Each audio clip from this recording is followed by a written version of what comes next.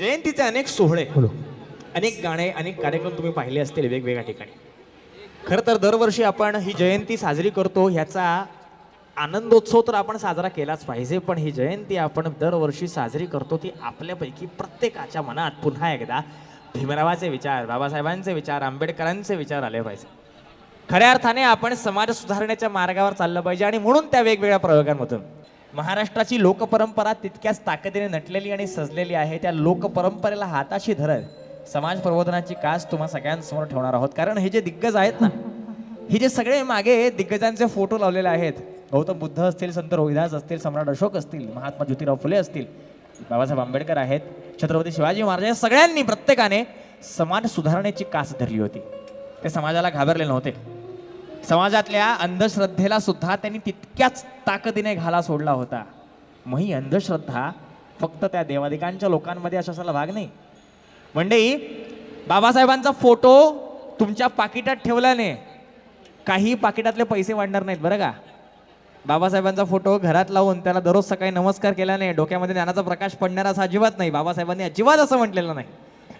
तो फोटो त्या ठिकाणी लावायचा आहे कारण बाबासाहेबांसारखा अभ्यास आपल्या मुलाच्या डोक्यात पडावा, करता यावा याची आठवण म्हणून, बाबासाहेबांचं प्रेरणास्थान म्हणून आपणही त्या अंधश्रद्धेच्या मार्गावर चालणं गरजेचं नाही. ही वेळीच अंजन डोळ्यात पडलं पाहिजे. आणि म्हणून तुम्हा सगळ्यांसमोर शीतलच्या आवाजात सादर होत आहे असं एक गीत, जे गीत तुम्ही फार कमी वेळा ऐकलं असेल जयंतीच्या कार्यक्रमामध्ये. सुरेख गाणं आहे, फार प्रेमळ गाणं आहे. आणि त्याच्यात बुद्ध कबीर भीमराव फुले या भूमीवरी जन्मले. बुद्ध कबीर भीमराव फुले या भूमीवरी जन्मले. त्यांनी जनजीवन फुलविले ग शेजारीन सखे बाई. त्यांनी जनजीवन फुलविले ग शेजारीन सखे बाई. बुद्ध कबीर भीमराव फुले या भूमीवरी जन्मले. बुद्ध कबीर भीमराव फुले या भूमीवरी जन्मले. त्यांनी जनजीवन फुलविले ग शेजारीन सखे बाई. त्यांनी जनजीवन फुलविले ग शेजारीन सखे बाई.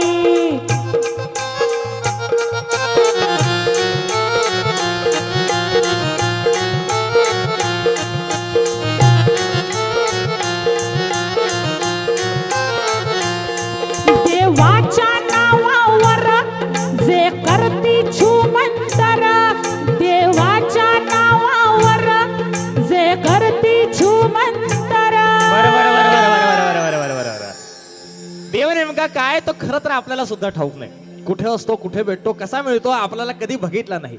मग ह्या सगळ्या ठिकाणी माझं नाही, प्रबोधनकार ठाकरेंचं वाक्य सांगतं, सत्यनारायण जर खरंच माणसांना वाचवत असेल तर त्या सीमेवरच्या जवानांना सत्यनारायणाच्या पूजाच घालायला सांगा, जेणेकरून त्या बुडालेल्या नौका त्या सीमेवरच्या जवानांना नाही तर त्या सत्यनारायणाच्या देवाला काढायला लावतील. देवाची संकल्पना फार वेगळी आहे मंडळी. देतो तो देव माणसाच्या प्रत्येक मनात देव ठासून भरलेला आहे. हा देव 4 पैशांचा मोहताज नाही की त्याला 4 पैशांचा नवस करून तो देव तुम्हाला फळफळेल. म्हणून या गाण्यात पुढच्या वाक्यात कवी म्हणतात, देवाच्या नावावर जे करती छुमंतर.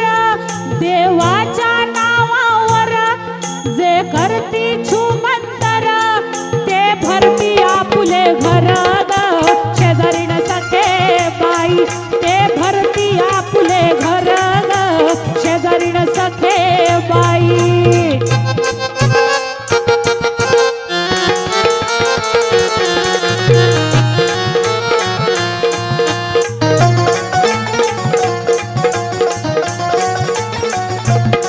देव अंगातला बडबड मन हलवून हात हात उडा.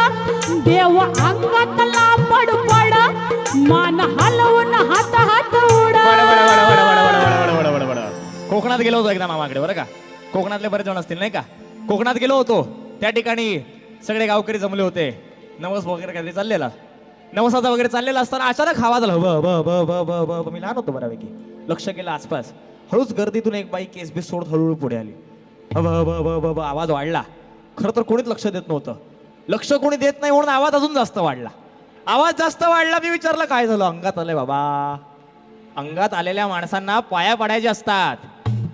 झालं, तिच्याकडे कोणी लक्ष देईना. मग काय करायचं काय नाही कळे ना. अर्धा तास गेला, कोणी तिच्याकडे लक्ष देत नाही. बिचारी दमली आणि बाजूला जाऊन बसली. बाबासाहेब आंबेडकर एके ठिकाणी फार सुरेख म्हणतात, अंगात जर देव आणि भूत येत असतील तर ज्या वेळेला आपल्या भारताच्या अंगात आईन्स्टाईन, न्यूटन आणि कोपर्निकस सारखे शास्त्रज्ञ यायला लागतील त्यावेळेला आपला भारत प्रगतीपथावर जाईल. ते सुद्धा भूत आहेत. त्या शास्त्रज्ञांची भूत आपल्या मुलांमध्ये येऊ द्या. मग पुढच्या वाक्यात कवी म्हणतोय, देव अंगातला बडबड मन हलवून हात हात उडा. देव अंगातला बडबड मन हलवून हात हात उडा. मागतो बकर कोंबड शेजारीड सखे बाई. मागतो बकर कोंबड शेजारीड सखे बाई. समोरला वेगळं वाक्य, वेगळं तत्वज्ञान.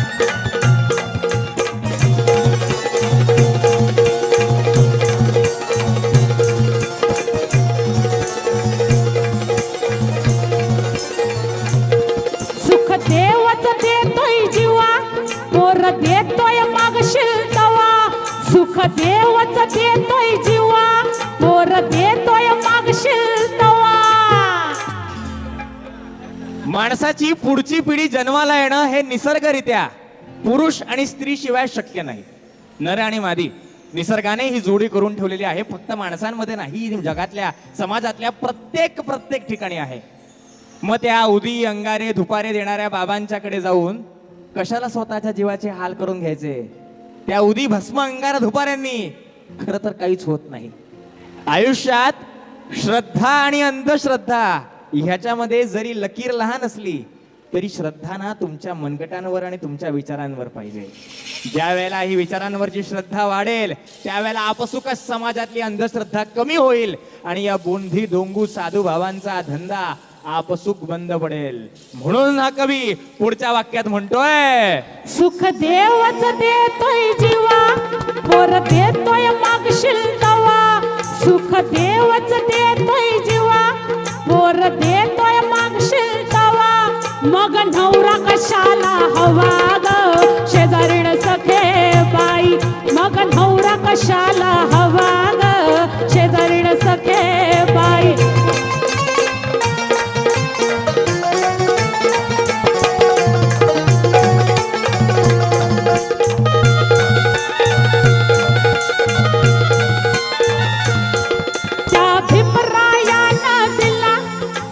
जीवन मार्ग भला, त्या भीमरायानं दिला एक जीवन मार्ग भला. हे फार महत्वाचं आहे. त्या भीमरायानं दिला एक जीवन मार्ग भला. हा जीवन मार्ग जे या आंबेडकरी समाजामध्ये जन्माला आलेले आहेत फक्त त्यांच्यासाठी नाहीये. हा जीवन मार्ग भारतातल्या जगातल्या त्या प्रत्येक माणसासाठी आहे ज्याला माणूस म्हणून जगायचा आहे. बुद्धाचे ते पंचशील, बुद्धाचे ते पंचशील, ज्या पंचशिलांवरती हा बुद्ध धम्म अवलंबून राहिलेला आहे. समता बंधुतेची हाक देणारा हा धम्म खरं तर कुठल्याही प्रकारच्या समाजातल्या जातीतल्या माणसांना राखून ठेवत नाही. आपल्या समाजातला आहे की नाही याने फरक पडत नाही. आंबेडकरांच्या विचारांवरती प्रेम करणारा असला पाहिजे. तेवढं असलं तरी सुद्धा तो जीवन मार्ग भला पुढच्या वाक्यातून तुम्हाला कळेल. त्या भीमरायानं दिला एक जीवन मार्ग भला. त्या भीमरायानं दिला एक जीवन मार्ग भला. पंचशिलाच तारील तुला ग शेजारीण सखे बाई. पंचशिलाच तारील तुला ग शेजारीण सखे बाई.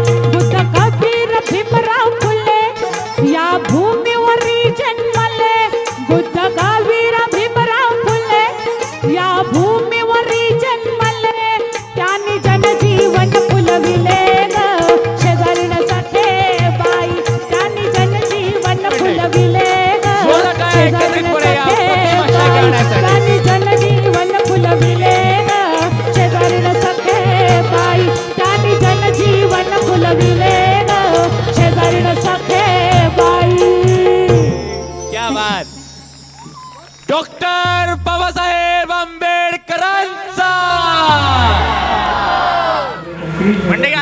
आवाज ऐकला होता तो आवाज आहे शीतलचा आणि आय होप तुम्हाला सगळ्यांना तिचा आवाज आवडला नक्कीच आवडला असेल तर नक्कीच लाईक करा आणि सबस्क्राईब करा don't forget this okay subscribe the channel thank you